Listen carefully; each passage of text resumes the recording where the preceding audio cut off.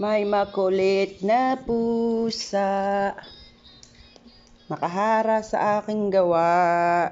Nakahara sa gawa ko. Lagi nakapatong sa lamesa.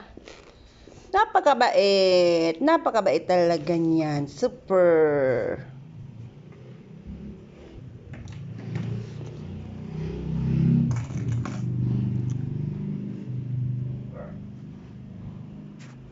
Kay. Ito po si Kay. Ang aming baby na makulit. Ito po yung makulit. Bibili ko to ng yung kwintas. Panailaw. Kasi yan ay layas. Minsan ay nasa labas.